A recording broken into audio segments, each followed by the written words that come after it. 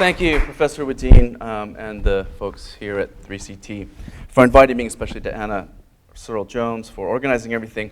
It's really great to come back to Chicago after a couple decades and to see the center thriving. It's exactly the kind of center I would have longed for as a graduate student in the 90s. And it's a wonderful space. And if there's any graduate students out there who aren't already taking advantage of the resources offered by 3CT, I urge you to do so. So it's my great honor to share some thoughts with you today. And I'd like to begin with a fairly straightforward observation. That is that the militarization of policing is by now complete. We need only witness how police have responded to the Black Lives Matter protests since Ferguson, or the protesters at Standing Rock, to see the rubber bullets and tear gas canisters shot from grenade launchers, the mine-resistant ambush-protected vehicles and Bearcats, or police officers armed and dressed as U.S. Marines. You might also notice that militarization is much deeper than just uniforms and weaponry. According to Peter Kraska's helpful definition, police militarization is the process whereby civilian police increasingly draw from and pattern themselves around the tenets of militarism and the military model. So this can involve the adoption of cultural, organizational, and operational aspects of the military as well. So modes of organization, tactics, military mentalities. The police have adopted these things too. You can see this all around us. Just consider SWAT, which has adopted not just the weaponry of military units, but also military cultures and operations whole scale. But if militarization is by now complete, we should cast our critical eyes upon it and interrogate the puzzle that it poses. For if you understand the history of policing, you'll know that there's a sense in which it's not supposed to be this way. Police, as we know it today, was born in 1829 in London with the creation of the London Metropolitan Police. This was the first professional, centralized, uniformed police department in England, and it subsequently spread to the US, where cities emulated the London model. But the London model marked a brand new idea of policing. It was meant to fight crime and manage social disorder at once, and to do so without using the coercive tools of the military. This was the model of the civil police that its creators meant as an alternative to the heavily armed police of Europe, such as the French gendarmerie, and as an alternative to calling in the army. It is the model of policing that was a transatlantic British-American innovation, a model that insinuated the bifurcation between policing and the military that we exist with today, and that we more or less take for granted today. Right? That is, the army is for violent coercion on enemies overseas, while the police is for citizens at home. This is a bifurcation that even the U.S. Army articulates. The U.S. Army Field Manual points out this bifurcation, this separation. Now, in this regard, the term civil police that is often used to refer to this invention is especially fitting. The word civil, of course, invokes the term citizen, as in a police force of, by, and for citizens, rather than for foreigners or enemies. But it likewise summons the sense of civility, hence peace, rather than brute force. But the militarization of the police transgresses this ideal of the civil police. The police have essentially become an army on home soil. And the question is thereby begged: how is it that we have come to the point where the police use the same tactics, techniques, and technologies meant for enemies on citizens? How is it that the civil police have become militarized? This is a historical question, but it's one that is animated by the conviction that what is needed is an understanding of our present through an understanding of the past. At the risk of being presentist and unabashedly Foucauldian, I am here calling for a critical genealogy of militarized policing. I am groping for a history of the present, or to be more precise, to meet my interests, what I'm seeking and what I'll offer is a historical sociology of our seemingly post-colonial present of militarized policing. And so this is what I hope to offer today, but in so doing, I want to also offer the beginnings of a theorization of police militarization, and indeed police more broadly, one that differs substantially from existing modalities of thought on policing, including some of the more critical ones. On the one hand, many discussions of policing, and indeed militarization, operate from an implicit theoretical standpoint of liberal reformism, as I would call it. By this mode of thought, militarization is a tragic betrayal of the civil police's core mission It's due to the work of misguided police chiefs and political officials. At the other end of the pole are more critical approaches, such as Marxist or what is sometimes called securitization theories, which think about the police power as a state instrument of violence designed to discipline the working class and secure the conditions for capital accumulation. Another critical approach, which of course is all the more relevant now, brings in race and qualifies the neo-Marxist approaches to focus upon racialized minorities rather than white industrial workers as the main victims of militarized policing. This mode of thought would essentially see militarized police as a state project for maintaining what Du Bois called the global color line. What I want to offer today, though, is somewhat different. As opposed to these aforenoted modes of thought, which, by the way, are all more or less US-centric or metrocentric, as I would call them, I end up instead with a different set of theoretical resources that offer a different conceptual arsenal and that, I argue, can better render legible militarized policing, both past and present. And so about that past and present, I want to make two larger claims. The first has to do with the historicization of militarization. Current discussions in the popular sphere and liberal reformist thought portray militarization as relatively new. They talk about the program of the 1990s, whereby police departments were able to get military equipment. They might go back a little bit further to the 1960s and Johnson's war on crime. But I claim that police militarization is historically deep and goes back to the very beginning of policing itself. And in fact, there have been various moments from the beginning of police history where the police have borrowed from the military. Rather than one recent wave of militarization, I claim there have been various distinct moments or distinct waves of militarization historically. And so over time, what's happened is that more and more waves have occurred, and there's been a kind of accumulation of militarization in policing. Police have layers upon layers of militarized forms and practices. The trick is that they are not often readily apparent. They're sort of hidden. Exactly because of this long history of accumulation. And this is partly why I say we need a kind of genealogy or archaeology of sorts to reckon with this history of accumulation and analytically peel back the layers of this history of militarized policing. The second overarching claim is that these waves of militarization manifest deeper logics to police militarization. Logics that are not reducible to the sorts of logics implied by either liberal reformist thought or even the more critical modes of thought on policing that I mentioned. These are logics, as we'll see, that have to do with much bigger things than what's happening in America's and Britain's cities. These are logic of empire and logics of the global color line, such that even the term police militarization, I will argue, needs to be problematized, if not overthrown. So in short, my claim would be this: to understand so-called militarization today, we must recognize its deep racialized imperiality, or more simply put, its coloniality. So what I'll do in the rest of my talk is elaborate these points, and I want to begin by turning to a seminal moment in the history of modern policing that I mentioned already, the formation of the London Metropolitan Police, and after that I'll turn to the United States. So, the London Met, as it's sometimes called, founded in 1829. Now, to really understand the importance of this event, we have to recognize how new of an organization it was. Before this time, policing, as we know it, didn't really exist. Right? The word police did not refer, in fact, to an institution or a police department so much as it did refer to an act or function of government, and it often referred to regulating the economy, not crime, as in Adam Smith's use of the word police. And there were no police departments, as we know them today, to deal with crime. London and all of England had to rely on a motley array of watchmen and local parish constables, many of whom were part-time, volunteer, or paid by fees. And to deal with social disorder, strikes, riots, the English state had to call in the army. The new police of London changed all of that. It brought a centralized, full-time, professionalized, uniformed police that was tasked with tackling crime and managing disorder at once.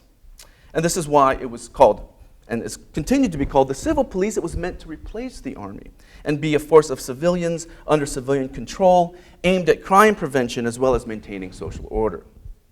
And this was the police force that other cities then emulated. Some of the earliest were Liverpool and Bristol and Birmingham and Manchester. Then the United States caught on, with New York City, Boston, Savannah, and Charleston being some of the earliest. After these, almost every city in the United States adopted this civil police model. So what does militarization have to do with this founding moment?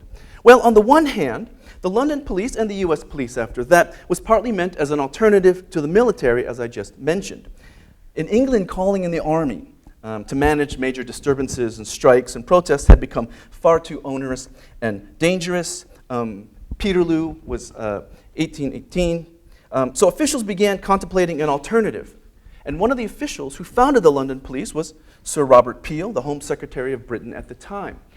He had initially considered forming a French-style gendarmerie for England, which in France, of course, was the national military police controlled by the military. It was a legacy of Napoleon.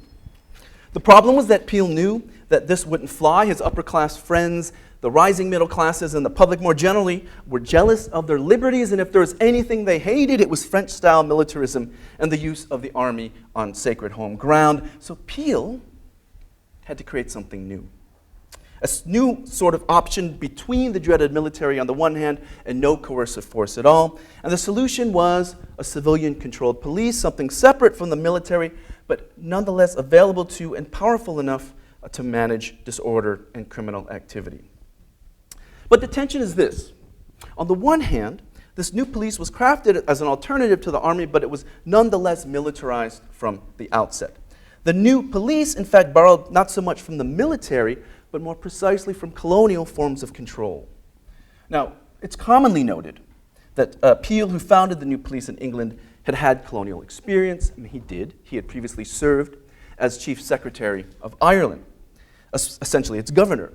But what I want to highlight is not only that Peel had served in Ireland, but also that the forms of colonial coercion that he himself had helped devise there served as his inspiration for the London police. In Ireland, there had been already a number of different coercive forms to regulate the colony before the London police of 1829.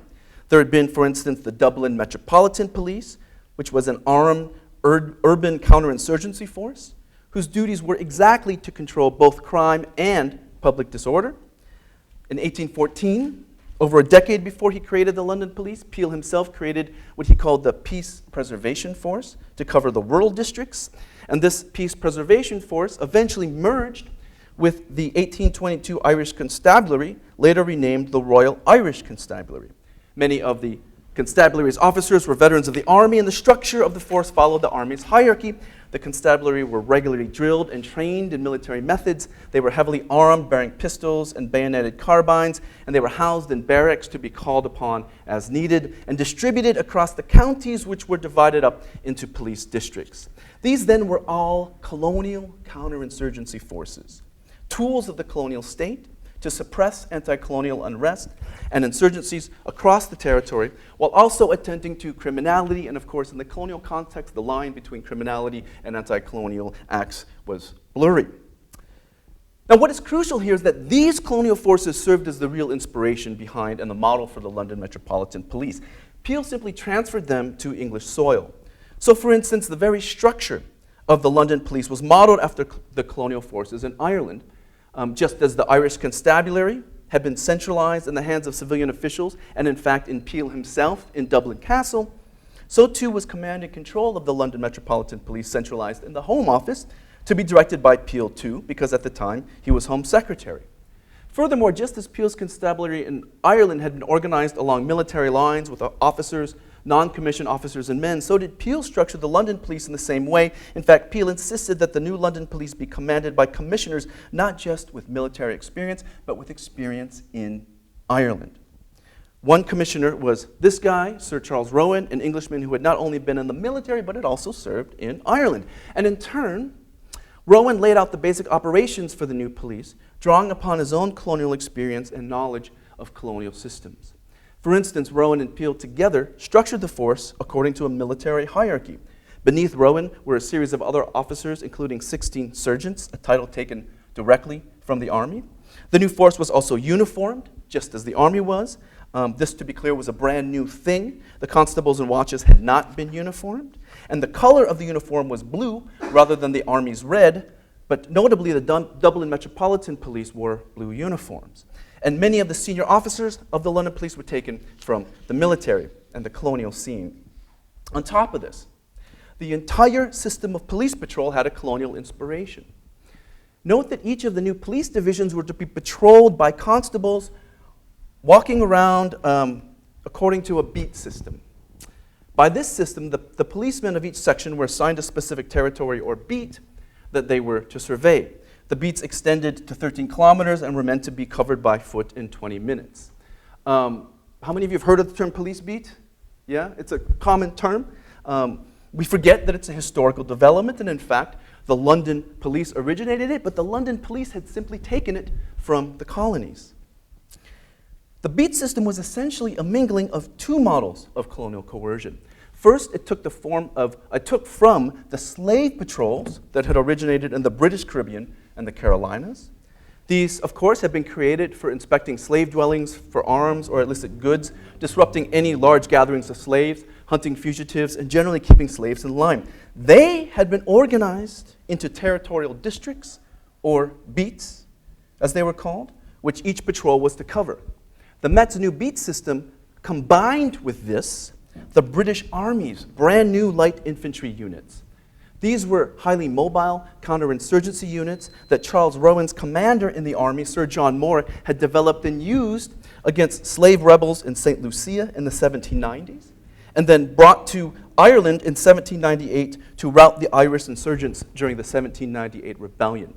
Light infantry units were also essentially what Peel's Peace Preservation Force and the Irish Constabulary were also highly mobile, small units, utilizing open order formations rather than close order formations. So these colonial operations were what informed Rowan's beat system, assigned distinct territories that they were to cover. The new police patrols surveyed populations as slave militia patrols surveyed slave populations in their territories. But as the patrols were also meant to be flexible so that they could move across and through swaths of territory swiftly as the situation demanded, and mutually supporting, coming to the aid of other patrols when necessary, the beat patrols also borrowed from Moore's light infantry and with them Peel's Peace Preservation Force and the Irish Constabulary. So what we see is that the new police was militarized from the get-go, but even more precisely, it drew from colonial regimes of coercion. And it's in this sense that I say that the term police militarization is not as precise as it should be. Yes, the London Metropolitan Police borrowed military operations and forms, and in this sense it counts as militarization, but it also more precisely borrowed from colonial modalities of coercion. So rather than just militarization, what we really have with the London Metropolitan Police is the coloniality of policing. While police militarization is about appropriating military tools and practices more generally, the coloniality of policing highlights the appropriation of the tools, technologies, tactics, and mindsets developed and deployed at the frontiers of empire to violently repress deviance and disorder from racialized peoples deemed other and inferior. And to make better sense of this, I would turn to a different set of conceptual tools than those offered by existing modes of thought on policing, specifically anti-colonial thinkers. For what the coloniality of policing alerts us to is that militarization is essentially a product of imperial feedback, or the colonial boomerang effect. This is where the tools of empire overseas are brought back home for domestic use. Now, this concept has an interesting history. In the 1970s, in his lectures at the Collège de France, titled "Society Must Be Defended," Michel Foucault alludes to this boomerang effect in one of the rare moments when he acknowledges colonialism. It should never be forgotten that while colonization transported European models to other continents, it had also had considerable boomerang effect on the mechanism of power, blah, blah, blah. Hannah Arendt actually also speaks of a similar thing in reference to British colonialism. But long before Foucault, it was the Martinican anti-colonial thinker Aimé Césaire who named it originally.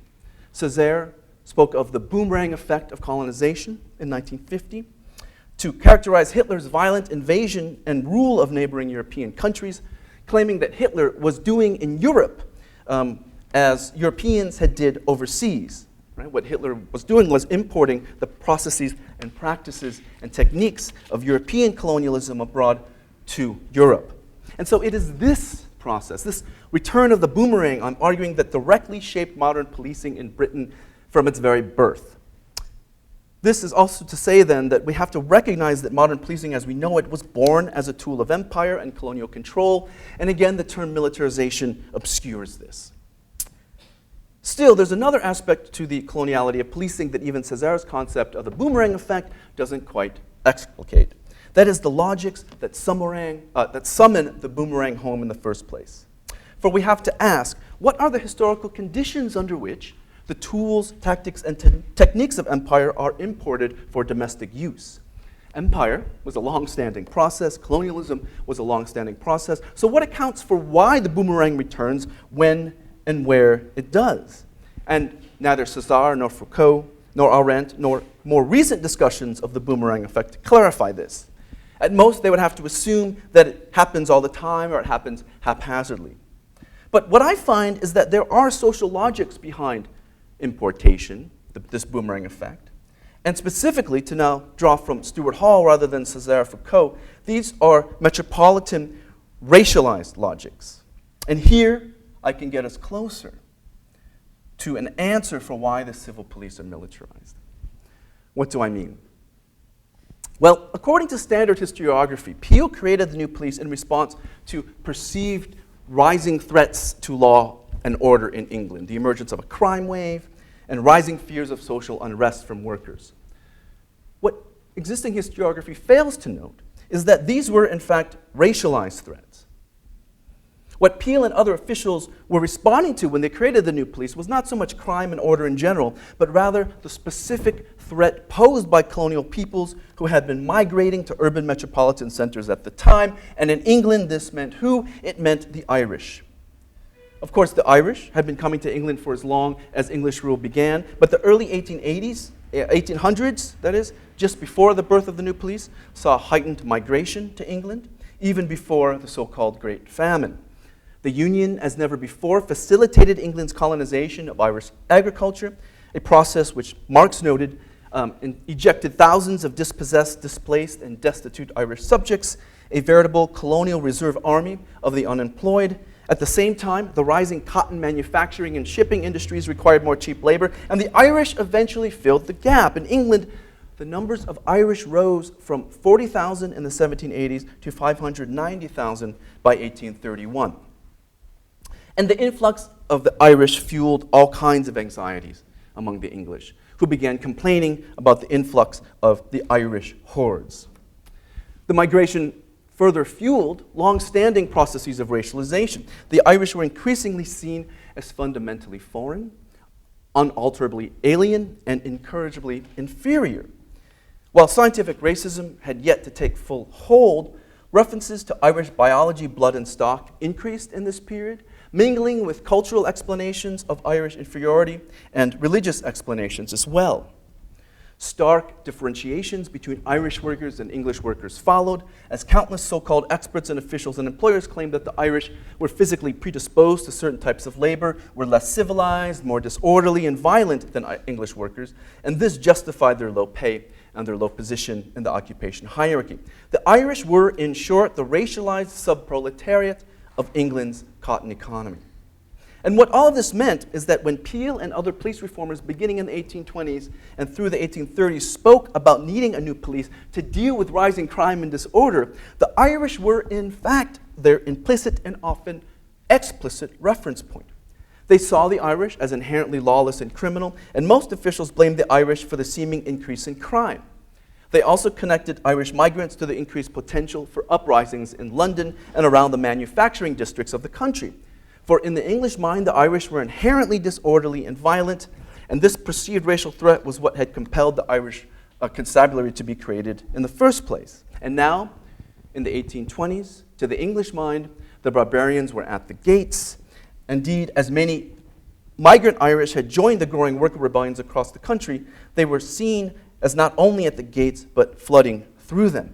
In 1828, a Quarterly Review article blamed crime on the Irish, while also predicting outright rebellion. The Irish conspirators of 1798, the article claimed, were sending their men to England to incite English workers and were acting as the Guy Fawkesites of Ireland, plotting to make, quote, a glorious bonfire of London, unquote. Even black radicals were added to the threat as the press seized upon the fact that William Cuffey, an English worker of African origin, had become the leading figure in the emerging Chartist movement, and the London press complained that the London Chartists were not, in fact, an English movement, but essentially an Irish movement led by an African. In short, the formation of the London police in 1829 was not so much a response to crime and disorder in general, not to workers in general, but in particular a response to the so-called Irish problem. Dr. James Kay's idea on the Irish in England exemplified this thinking. The existing constable and watch system, Kay declared, was fine when the population of England's towns was mostly English. But with the towns flooded with, quote, importations from Ireland, the constable watch system, which had been devised for the government of one much more advanced in the social scale, logically falters, he said. And so expedients which might be efficient in restraining vice and preventing crime among a purely English population fail to produce these results in towns in which the Irish exist in great numbers, mixed with the native inhabitants. And what was needed, Kay suggested, among other people suggested, was an entirely new type of policing system. And it was fitting that to deal with the Irish problem in England, you used the same methods you had used in colonial Ireland. And this, I would argue, is why Peel and Rowan and other police reformers created the new police and why they modeled it after Ireland's colonial forces. While they certainly hoped to manage rising crime and disorder, also on their mind was the need to manage the fact of thousands of colonized peoples invading their putatively sacred metropolitan spaces. It's fitting that my sample of arrests made by the London Met in the 1830s reveals that the Irish were disproportionately arrested. While the Irish-born and children of Irish-born immigrants made up about 5.7% of London's population, the Irish often made up over 10% of all arrests on average, and at times constituted up to even more than that, up to 20%. And the Irish, therefore, were arrested at double the rate they should have been if they were not over-policed. Now, in other cities like Manchester, Bristol, and Liverpool, you see the same dynamics underlying the creation of the new police in those cities, I would argue. These cities also had large migrant Irish populations. And you see something similar with slight variation in the United States. In my book, for example, I discussed the founding of the new police in New York City in 1844, which was the first city in the US to replace its constable watch system with a civil police. I also discussed the birth of the civil police in Savannah, which was the first southern city in the US to create a new civil police. And in both New York and Savannah, the new police were formed in response to perceived racialized threats. Threats coming particularly from the sub-proletariat of cotton colonialism that included both, of course, African Americans, but also the immigrant Irish who had been enlisted into the transatlantic cotton empire as lower-paid port workers, shipping the same cotton from produced by slaves, shipping it to Liverpool, where their Irish counterparts in Liverpool unpacked the cotton and then shipped it to Manchester, where it was spun by Irish workers into textiles. The result in the US were new militarized police departments, partly modeled after London's. And the foremost proponents of the new police in New York and Savannah were from a political party called the Know-Nothings. They were, of course, the anti-immigrant group. And the new departments looked like London's. They had a military hierarchy, uniforms, beat patrols, and all the trimmings, but they also had the additional imprint of America's settler colonial forms and tactics, including forms and tactics from militia slave patrols and from the Mexican-American War. And indeed, the founders of the Savannah Police had also participated in the Mexican-American War. I can discuss this further in the Q&A, but for lack of time, let me jump ahead because I want to give at least one more example of a later wave of militarization in the US. And I want to turn specifically to the early 20th century United States. This was another formative moment for policing in the US. It's often called the Reform era or the modernization era of policing. You look at any textbooks of police history and you'll see this name, the Reform or Modernization era. And police departments had already been created, but around the turn of the century, a whole series of new developments unfolded. Police departments professionalized further, they rationalized, and more importantly, expanded their capabilities. They developed new methods of criminal identification, such as fingerprinting and other methods to detect criminals. They also developed various mobile squads to extend their reach. For instance, whereas most patrolmen in the 19th century covered only their own small part of their city, their own beats, police departments began adding mounted patrols using horses and bicycles and later motorcycles and cars in order to deploy rapidly and cover more territory. This is the mounted police in Philadelphia in 1908. And this is why it's called the modernization era. Police essentially became, in this period, the powerful actors that we know of today. But this, too, was a kind of militarization, and more precisely, a boomerang effect. One of the leaders of the modernization reform movement was this man, August Vollmer. He was the chief of police at Berkeley, starting in 1905, and he was the one who innovated all these new police developments, from mounting patrolmen to setting up the first police training school, to setting up new records and criminal identification systems.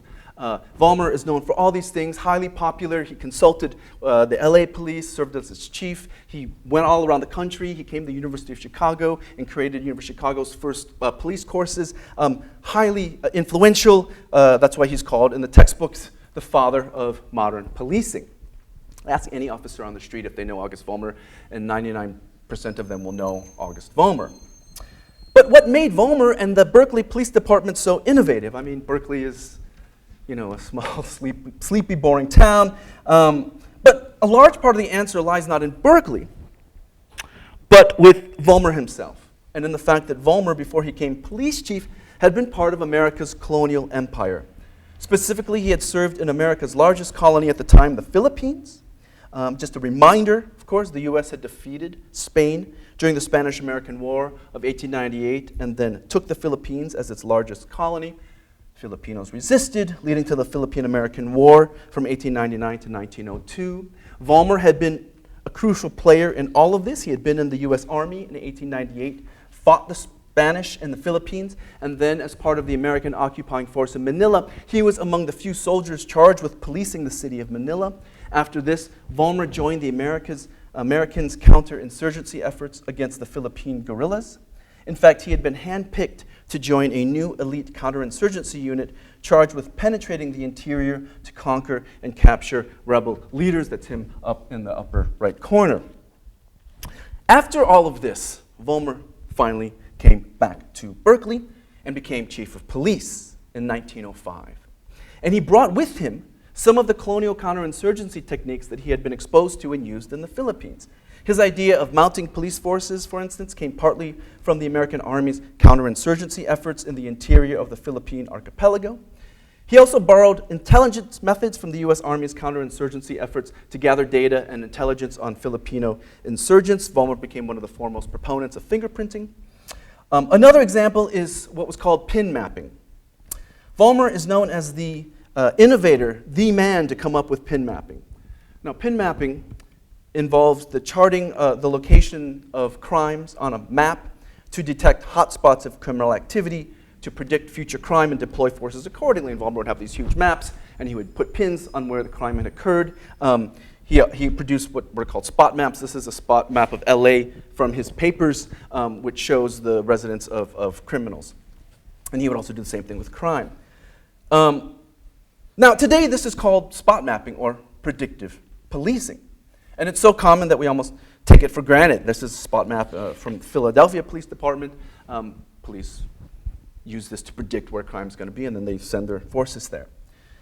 But Vollmer adopted this technique originally from his days in the Philippine-American War.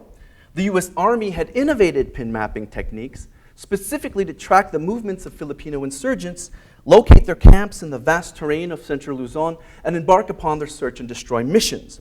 Vollmer simply applied this tactic to policing. He referred to it as the art of making war on the map. And as he later explained to police officers, for years, ever since Spanish-American War, I've studied military tactics and used them to good effect in rounding up crooks. We're conducting a war against the enemies of society, and we must never forget that. I don't think it's accidental that in this period, the term war on crime becomes more and more prominent. And in fact, other police forces brought back much more than pin mapping or mounted police units from the colonial scene. For example, in the 1910s and 1920s, some police across the country were soon discovered to be using a mode of torture to extract confessions called the water cure. An early variant of waterboarding in Iraq, police tried to extract confessions by holding suspects down and pouring water down their throats. This too, of course, was an effective empire. It was the chosen mode of torture used by the U.S. Army in the Philippines during the Philippine-American War. It was also reportedly being used by the U.S. forces in the 1910s during America's occupation of Haiti. And so here we see that the Vietnam vet turned Chicago police officer in the 1970s, John Burge, had predecessors from America's earlier imperial ventures. And we see here again the colonial boomerang at work. Now, what I want to clarify here, as a sort of endpoint to this story of the early 20th century, is that again, the same logics that were driving the formation of the new police are operating here as well in bringing the boomerang home. It had to do with race, right? This was the period in the early 20th century when new immigrants were coming into cities. European immigrants were arriving, of course, at unprecedented rates. You also had the beginnings of African American migration from the south to north. And in the South itself, more and more African Americans were migrating from the countryside to the cities. In the West, the Asian Exclusion Acts had slowed the influx of Chinese and Japanese, but illegal immigration continued, and many Chinese and Japanese migrated internally, moving across the region, heading increasingly to cities. And of course, to many white officials, these new immigrants and migrants were not the most welcoming sight. They claimed that they brought with them all kinds of crime and a decay in public morality. The specter of lawlessness and disorder proliferated, such as with this image of the Chinese. And crime and disorder, again, was racialized. And in the eyes of authorities, a more powerful police was the way to deal with it. And more specifically, using tactics from the colonies was the best way to deal with it. After all, those colonies were also filled with peoples racialized as inferior, as morally suspect, as having inherent tendencies towards vice and disorder, and, at least in the view of white officials, it was perfectly appropriate and logical to import colonial methods for the purposes of domestic policing. In other words, racialized analogies brought the boomerang home again. In fact, it was by this very logic that August Vollmer in Berkeley had been chosen as police chief in the first place. Previously, the Berkeley and neighboring Oakland community had been fretting about the increase of Chinese migrants from elsewhere in California. They had been especially appalled at the increase of Chinese gangsters, as they were called, and their opium dens that had been purportedly corrupting white morality and, worse yet, young white women. They therefore urged Vollmer to become police chief exactly because of his experience in the Philippines, where he had already dealt with the Oriental race, as they were called. According to a newspaper account at the time, Vollmer's friends said to him about the new police chief job, "It will be a fighting job for whoever takes it. That's why we want you. You were a pretty good fighting man when you went up against those Gugus over in the island." Gugus, of course, was the derogatory word for Asians.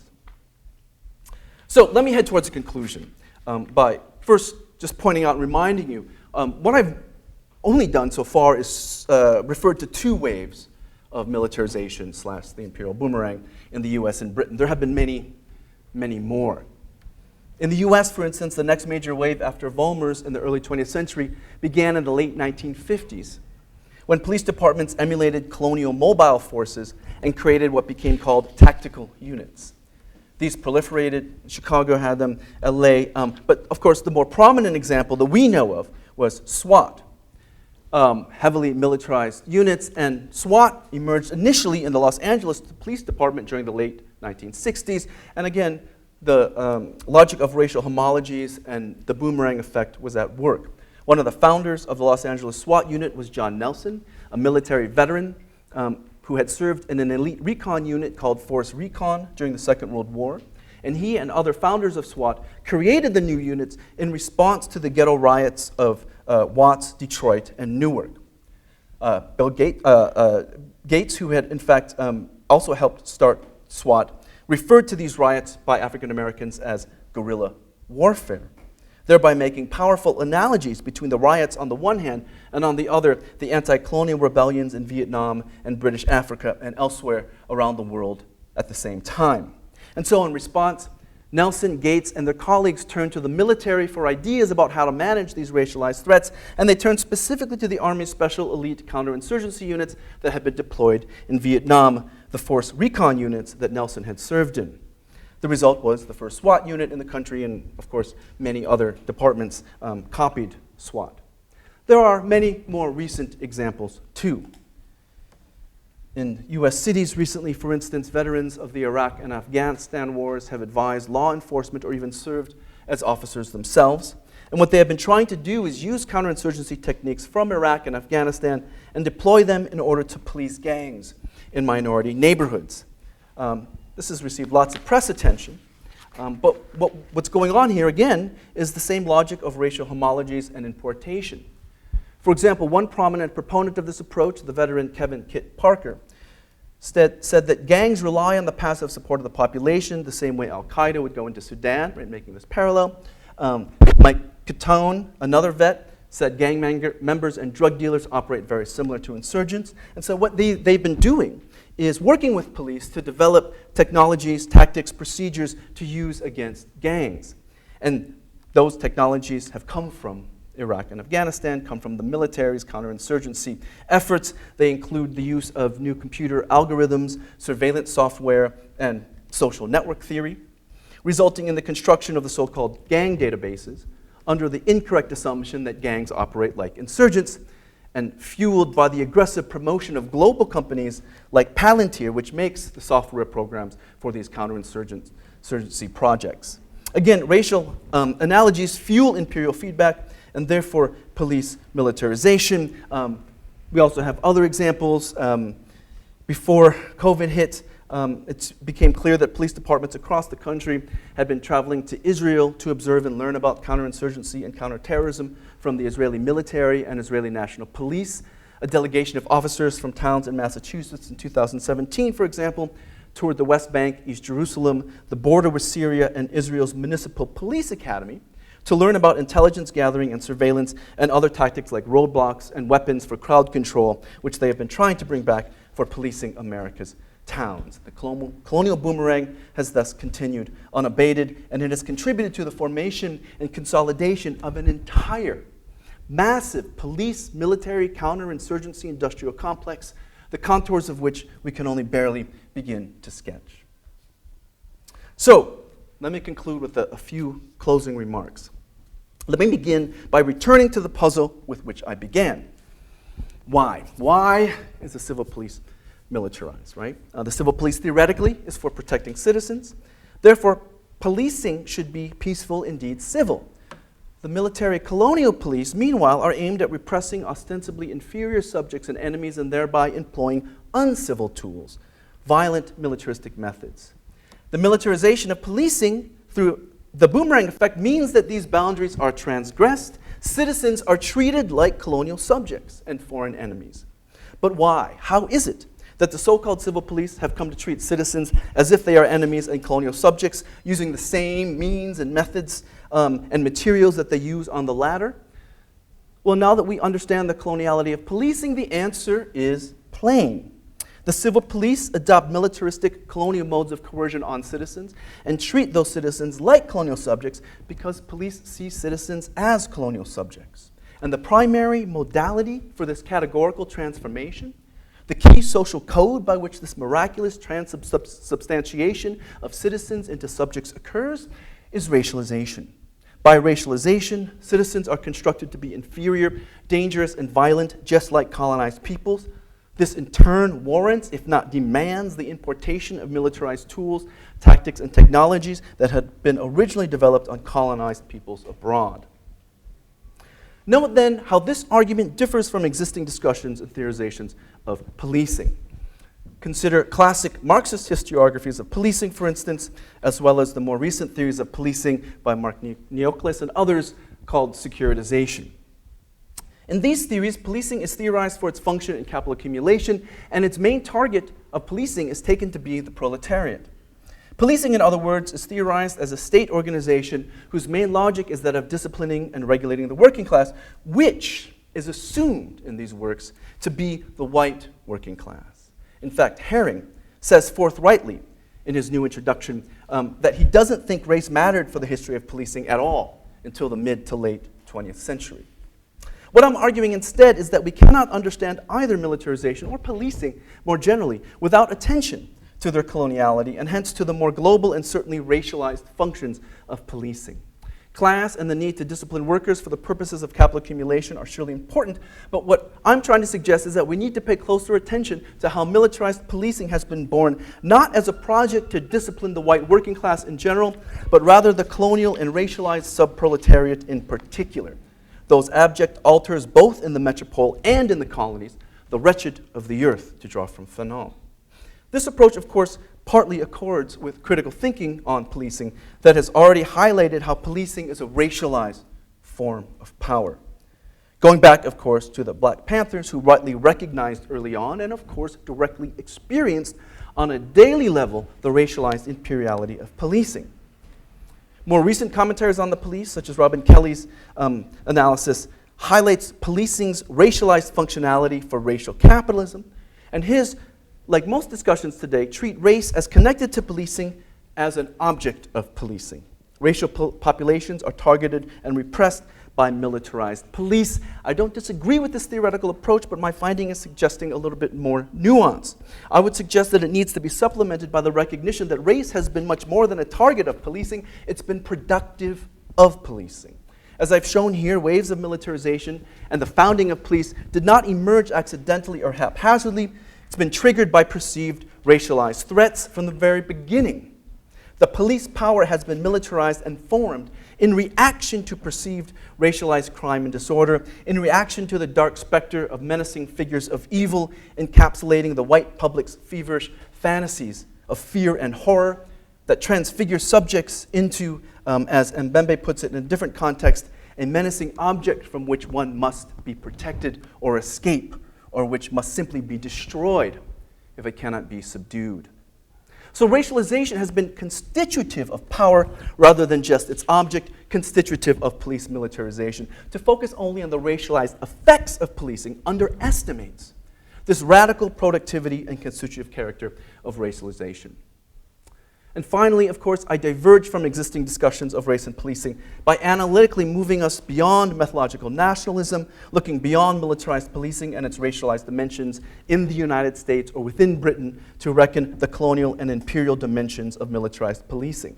For if anything, disentangling the coloniality of policing and the imperiality of militarization should force us to confront not just the racial but also the imperial and hence global unconscious of policing. Just as militarization of the police is not new, neither is its connection to logics of racial domination on the global and imperial scales.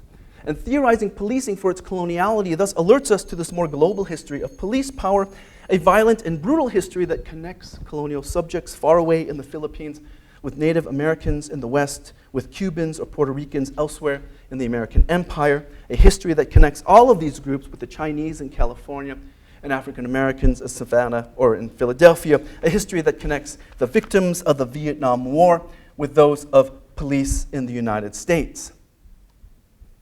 And it's part of the same history that today connects protesters at Ferguson with those in Standing Rock with Afghanis or Iraqis who have been subjected to America's current military imperial regime. And so there is a bigger story here, right? Some of you may already notice the bigger story I'm making. I'm hoping that the story of militarized policing mounts a larger claim about our modern present. Right? This is about theorizing our present. That claim might be perhaps banal to some by now, but I would argue it's nonetheless worth reiterating, and that is our modern present is not separate from the history of colonialism, that the operations and logics of power to which we are subjected are not distant from those that empire wrought. Empire has been constitutive of modernity, both in its peripheral and metropolitan forms. Hence, if we are to theorize the present, I'm suggesting that we must reckon with the constitutive character of imperialism upon it. Reckoning, in this case in particular, with the fact that modern forms of social control and violence in the metropole have been born from colonial conquest and its racialized logics.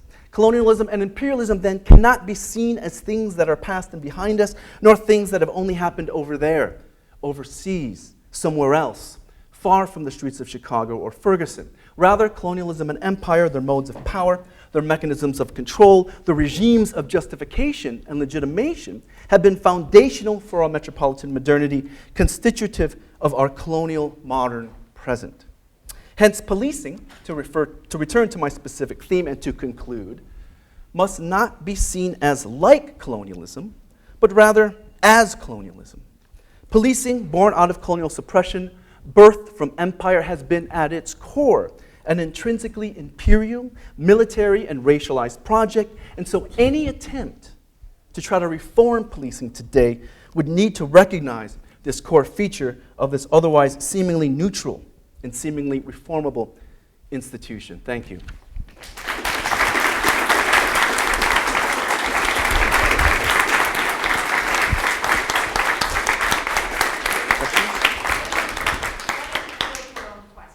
Great. So I know some of you might have to leave, but I will field questions now. We have time for questions, so please go ahead. Yes, and if you can introduce yourself, please. I'm Julian Go. Thank you so much for the talk. Really compelling and engaging. So I wanted to just put a little bit of pressure on something that I took to be kind of like the way in which you were setting up the argument. So it seems as if you were suggesting that policing presents itself ideologically as a kind of civil practice, but is in fact a kind of racialized colonial practice. But it seems actually from the material that you were presenting, that it's quite explicitly a racialized colonial practice. In other words, there's no hiding that fact, right? I mean, you have a guy there in on the West Bank who emphasizes all these examples of kind of official discourse about policing, quite open about racial and colonial situation. So in a sense that I'm wondering, like, what is as it were, critical traction of the argument that you're making? Is it not just kind of like knocking on an open door? Yeah. Well, if it's knocking on an open door, I would think it's an open door that most of us haven't been through before, I would like to think. But more importantly, I do think it's more complex than what I'm presenting. There's a whole story here about the performativity of the civil, because it's not always been that it's as blatant as it seems. I mean, when the London Metropolitan Police reformed, and even in New York, there was initial concern that it wouldn't be accepted. So there had to be legitimation. Part of that legitimation that Peel suggested was that the London police shouldn't be armed. At most, they should carry truncheons and they should be hidden from public view. So there's a kind of performativity here to make the police acceptable. And of course, at first, there was controversy from the white publics. I think that there's this performativity, though, is aimed at particular audiences, and it does have a racialized character. In other words, I think that when the police are blatant about their militarism, it's because they are assuming that everyone understands that the militarism is for non-white subjects, right? But when it comes to thinking about policing white subjects, that's when the dance of the civil has to be performed. There's some kind of implicit performativity here that militarized policing is not for you, meaning you, the white subjects. It's for the dark subjects, hence, January 6th and the police response. Does that make some sense? There's a more complicated story here that I wasn't able to get at, but your question definitely is hitting upon that quite rightly. Thank you. Yeah, in the back. Darrell Grant, the college. Thank you, Julian. That was a great talk, and I find most of this incredibly persuasive. Certainly, the colonial genealogy seems very well-founded. But I suppose I have two questions about the boomerang mechanism, the identification of it is specifically related to the Irish, which is a tricky case to begin with, because this is not a traditional juridical colony in the British Empire. But it seems like that happens at exactly the same time. The proletarian self-organization becomes possible in urban centers where you get mass concentration of rurally displaced persons, not only Irish, but from across the UK. Yes. All of whom are now cooperating with one another and generating massive amounts of autonomous social power. So it seems like there's at the very least, it's not that the proletarianization people are wrong so much as their story is incomplete. Race is a modality through which class is lived, right? That these two things aren't neatly separable in that way. But the other thing that I sort of have a doubt about is the claim that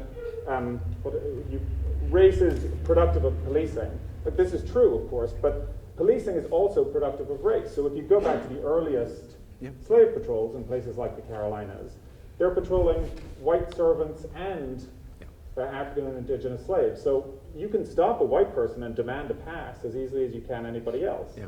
There's not a sort of clear racial dimension yet. In fact, the racial dimension is going to emerge out of the slave patrol's practice, that part of the ways in which race is going to solidify is through the statutes on slavery and servitude as means of differentiation. And so, like, I wonder whether or not you're not drawing too stark a distinction here between race and class, or between a proletarian story and a colonial story. Yeah.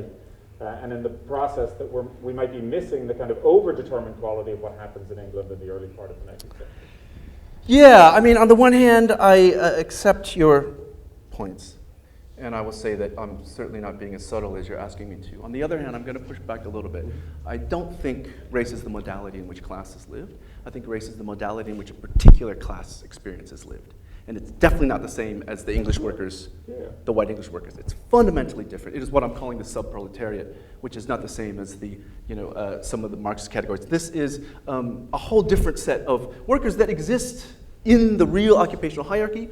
They're racialized as different from the English workers. And so I'm trying to at least recognize that differentiation, because in the theories of policing that you see, there's no difference. Right? They conflate all of the working class into the same proletariat group. There's no subtle distinction that the working class is, in fact, has been and is to this day fundamentally segmented, right, in terms of a hierarchy and pay and racialization. And my argument is not that policing is about class, it's about this particular class.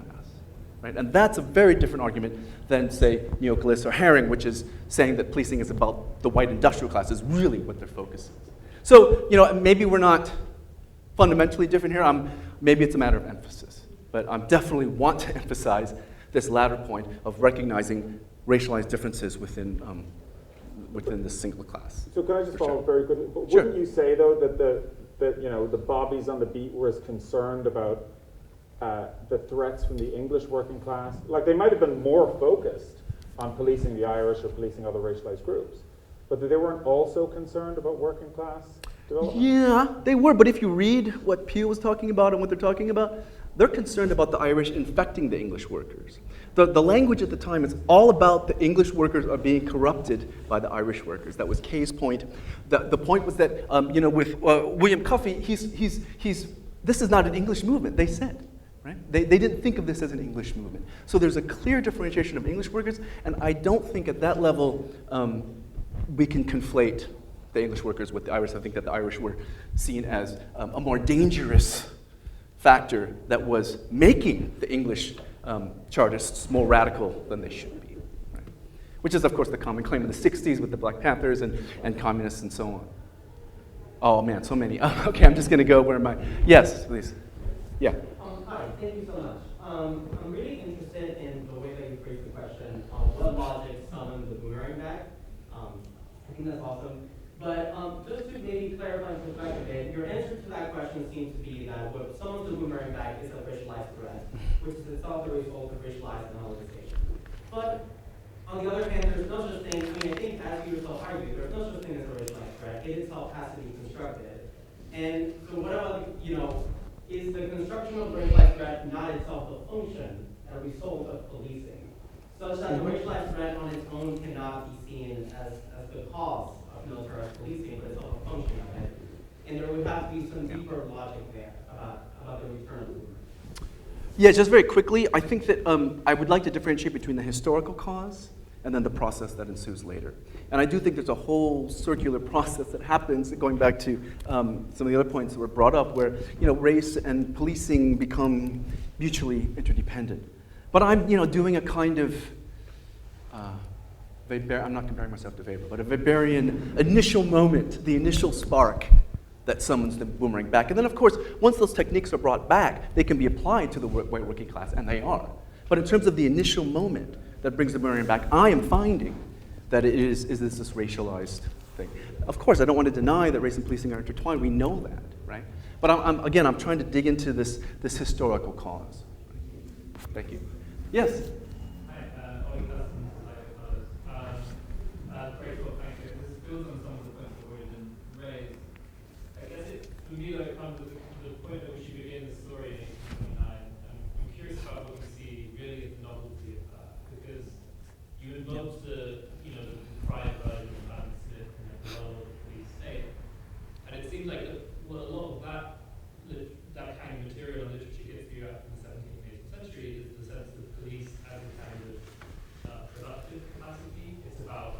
a state organizing its resources in such a way that citizens will then Yep. produce and maximize its resources, which of course is related to the colonial project in the 18th century. And I wonder whether when you start in 1829, that productive aspect of that version of policing, ideological as it is, sort of drops out, and instead what you get is a sort of militarized, repressive version of policing, of power, which is about preventing vice and preventing crime, rather than about making people productive Yeah. in service of the economy. Yeah. And so this gets at Darrell's question, I guess, because it seems like there's another colonial boomerang effect that you get if you start earlier, Yeah. which is more a sort of Sidney Mintz one, which Yeah. is about the reason why the policing has to happen now in 1829 in England is because you have to render the proletariat productive. And that intersects with race in multiple ways. I don't think it necessarily drops the race out of the story. So I guess what I'm asking is like, if you start earlier, do you get a different version of power and policing from this? One that's more about a kind of colonial developmentalist project rather than a repressive one. Yeah, it's a great question. I mean, so you did have certain institutions like the Thames River Police, which was for protecting the West Indian merchant interests. And so you have all these institutions. I do think 1829 is important for two reasons. One, it is the ideological scaffolding of modern police. Actually, three reasons. It is the ideological scaffolding of modern police. Two, it is what U.S. departments are explicitly modeled upon. Right? So if you want to understand the formation of our modern police departments, the Chicago Police Department, they are all referring to the London Police. Right? So it is important historically as a model. And then three, it is a new formation. It centralizes all of these things, the Thames River Police. It centralizes the Bow Street Runners. It's a new formation that is important in and of itself. Now, what do I get by going back a little bit? You probably see similar processes. But that is not, well, similar processes of exactly as you said, this is a colonial power forming. But I guess the way to put it is I'm interested not in the formation of the police power, but the police departments, right? And those are two different things. The police power is the more diffuse function of policing that you're talking about. And I think what happens with the London Metropolitan Police and then the formation of the US police departments is that is an instance of a kind of differentiation of the police power into what we call then the centralized police departments as we know them versus all these other organizations and institutions in which the police power is operating, but it's a more diffuse form of power and it's not the police departments. So I would say that what's important is the concentration of the police power, which has existed ever since Smith was talking about it, into these departments. So I guess I would reformulate it that way. Yes? Thanks, Julian. Oh, hi, Kaushik. Hi. I appreciated so many things about the talk. I wanted to ask you more about two kinds of distinctions that exist in the talk. Right? And the first is the distinction between the military and the police that you start out with and that you trace historically, where the police is the civil force, the distinction between the internal and the external that it makes. But I'm also thinking here about the place of intelligence in this, right? And the imaginary of crime and policing, for instance, in late 19th and early 20th century British fiction, we have the sort of image of the bumbling policeman as not intelligent and the need for intelligence as opposed to force for effective anti-policing. But I'm wondering what the place of intelligence is within and across the military police divide, especially as intelligence is massively technicized for forensics and surveillance and so on. So that's one distinction. Mm-hmm. The second distinction is between Anglo-American colonialism and the French gendarmerie that you set up as integral to that foundational moment in the very imaginary of the British police military distinction. Mm-hmm. And all the examples that you give us are drawn from Anglo-American empire. But then the people you go to for theory, the closing quotes from Fanon and Bentley, the place of Césaire, and the boomerang effect, and even the place of Foucault, like there's this constant specter of French colonialism in your story. And I'm thinking of, for instance, this book on tear gas that showed how tear gas was developed by the French in Japan, for instance. So as you think about, I'm curious to hear a little bit more about how you think the relation between the specific Anglo-American colonialism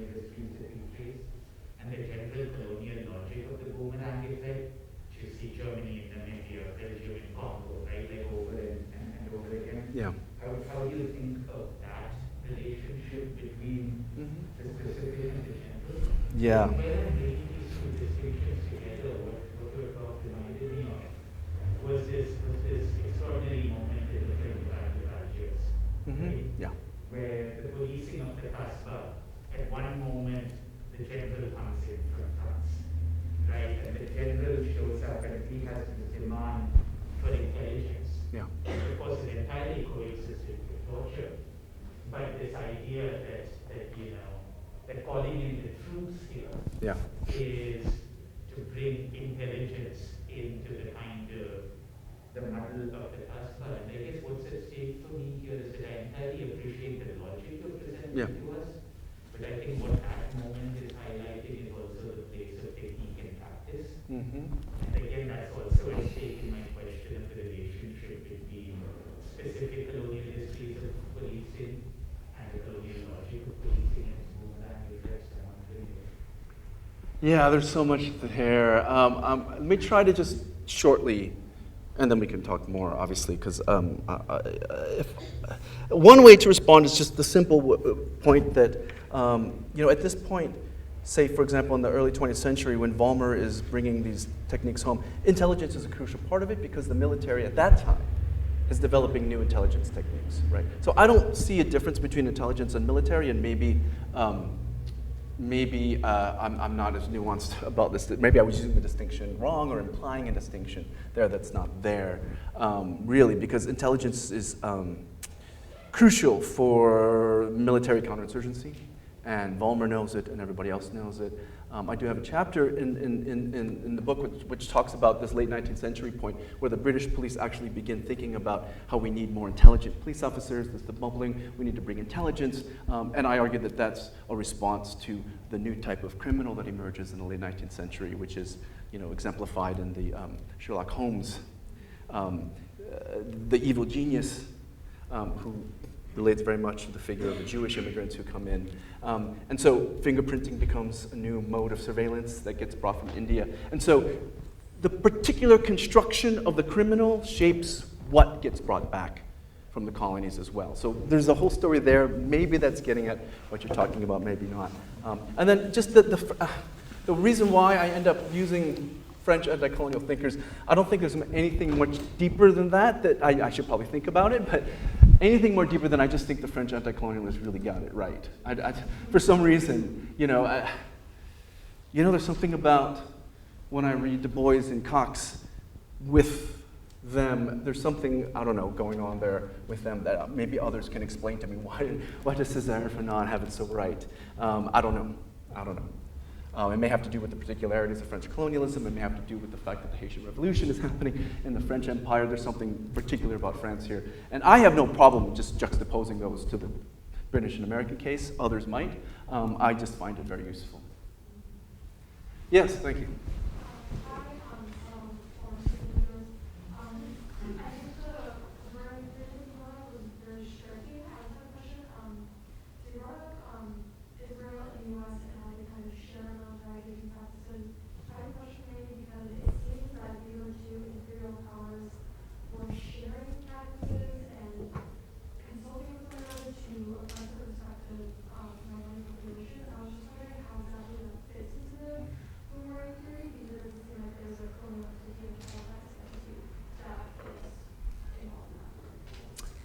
Yeah, that's a really good question. And it also plays into the fact that I'm talking about the American and British policing, and they're sharing a lot, too, historically. So there's a whole circulation, I think, between empires that I haven't discussed, and that the boomerang image of circulation from colony to metropole is sort of sidestepping that a little bit. But I think it's just naming one part of a larger circulation, and it's naming one part of a larger circulation that I'm particularly interested in theorizing, and that has been under-theorized. So I think that the sort of sharing across departments, and essentially these are processes of diffusion and sharing that I think have happened increasingly with the American and British police too, when they start collaborating more in the 1900s and after World War II, you begin to form a more global network of surveillance and policing that is not, that I'm not really talking about here, but that's definitely there, and I think that that's a really important story to be told. Andreas. Yeah, thank you so much for this interesting talk, Julian. So the one part I quote already, so the first part was new, which is just great. You uncover a very important dimension of the history of policing. So you let new vocabulary to it, and it makes us understand, a lot of things. But I do also see at the same time that your work is beginning to obscure a difference that is inherent within contemporary and historically within policing practices. And we can just start looking at how you might be obscuring by just looking at your final conclusion. Policing is colonialism. The problem that I see is that police can operate in two modes. It can operate in the colonial mode, but it can also operate in that civil mode.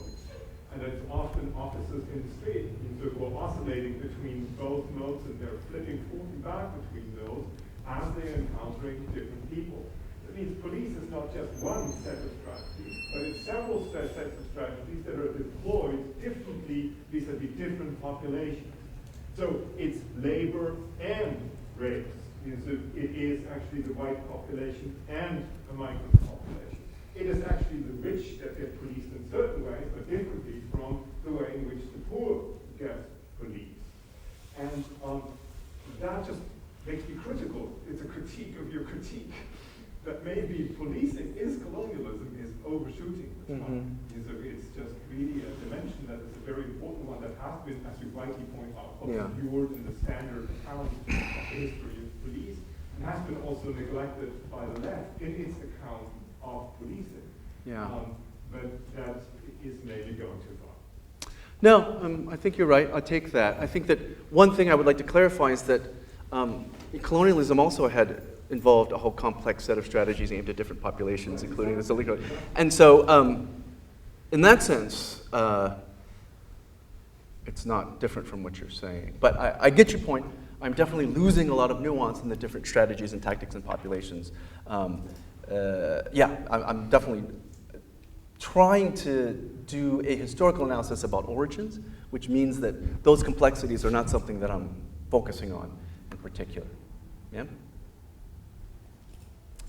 Lisa and Adam. This is really, in some ways, a two-finger particular question.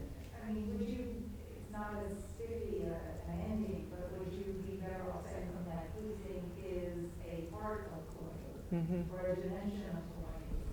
Because it also seems to me that colonialism isn't exhausted by policing in a way that that statement suggests. Yeah. I guess this is where the fact that I've been away from the University of Chicago for so long is brunching up against being back in the University of Chicago, where performativity and rhetoric is a little bit. So yes, how about that? Okay. Right. Yeah, I take that for sure. Yeah, thank you. Adam. I just wanted to ask one about what differences are going on in the U.S. with these. So if you were to try to create this, if you gave us a little bit of an institute of that story, Yeah. And I'm particularly interested in the ways that the internal and external is always in kind of unavailable boundary, right? The colonized are inside, always already. Yeah. So just if you could say something about that. The second maybe goes to Dara's early question. I'm curious about in those debates that, or the critiques that are being formulated in the 1820s as these forces are being set up, are there critics or people who resist this in the institution? They got funds for origins, right? Are there people who are attentive or attuned to the ways in which techniques, practices, institutions that were developed or colonized are being implemented? Can I have something to say about that? Yes, thank you. So on the last point, yes. In Britain particularly, critiques of British policing are coming from English workers who complain that they're being treated like the Irish, right? So I do think that there's a thing about when certain populations see themselves as the subject of this, then they're quick to point out this militarization and the coloniality, and they were quickly making references to the fact that this is an Irish constabulary, but it's on English soil, and it's not supposed to be here because we're not Irish colonial subject.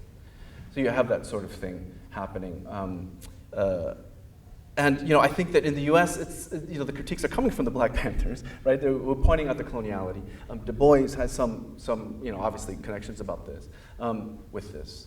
But again, the thing that happens in both cases is that people don't listen until it's the white people complaining about militarization, right?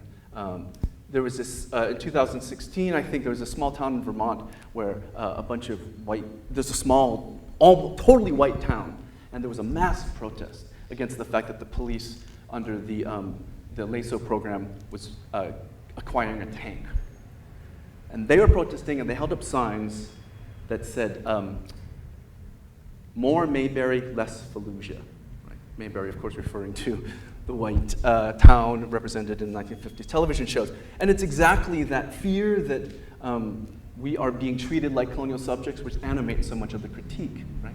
But that totally fits into the story I'm telling.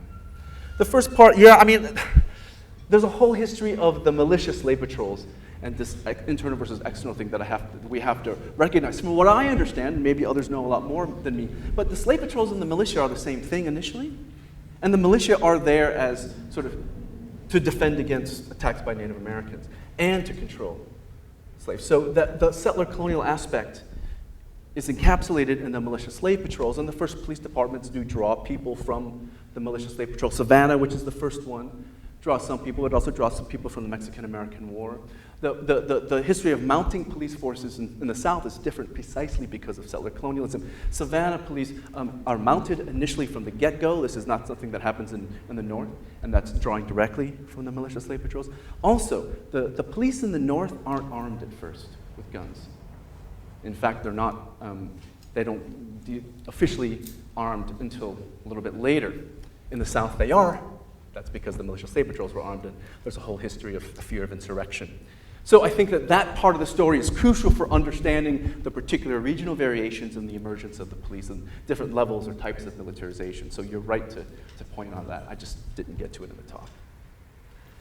How much? What are we supposed to? Yeah. One more question? Yes, you had your hand up. Okay. I'm more than fine with one more question. You know what? How about if I just collect the questions? Okay, super. And then I don't have to. Yes. So you please, and then you. At least I want to hear from more people. Yeah. Oh yeah.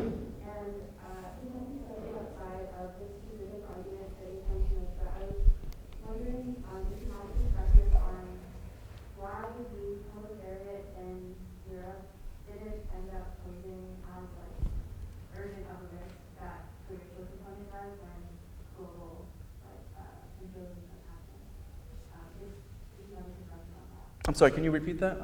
Why the European proletariat doesn't? Why, I think a lot of people are figuring out this class versus race kind Yeah. of using. Do you have a perspective on, during the historical development of policing, why the racial threat seems like a much more urgent thing to take out than the class? Yes, great. Thank you. Go ahead. I'm second year PhD in sociology, so my question is about empirics. So it seems like we are talking about more about equipment and tactics, but another dimension of colonial counterinsurgency is logistics. Part of the brutality of colonial warfare in Asia and Africa is because European colonial armed forces persistently runs into logistical problems to hydrate their men and medicine and disease, that kind of stuff. Mm-hmm. And that's part of the brutality why they sometimes go to exterminate entire harmful population just to get logistics. So it's a quite practical reason for this and that, but it's not only practical. So the question is that to what extent does that have an effect on militarization of the police other than stuff like maps and tactics? Maps is probably part of the problem with logistics because they don't have military geography of Africa, and that's why they constantly get lost. Mad about that. Yeah. But other than maps, what about food? What about medicine? What kind of logistics are they running if they transport all these types of things back to West Coast United States? What does that have to do anything Thank you.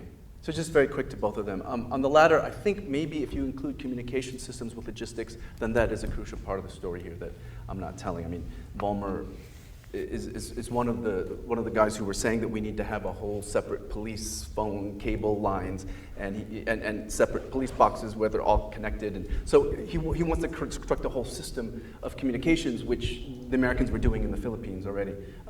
So there's that part. If you count, would that count as logistics? Okay, good. Other than that, that's good. I got one. And then the last part, I do think, just again shortly, I think there's something specific to racialization, right? Because racial difference means that you're not human, right? That automatically puts you in a different category. So I think that we need to better understand the particularity of racialization to really understand these logics that I'm starting to uncover. And I do think there's something about the racial threat that is fundamentally different from just white workers protesting. And I do think it does have to do with the origins of racial thought as being about subhumanness, right? Okay, well, thank you, everyone. Thanks.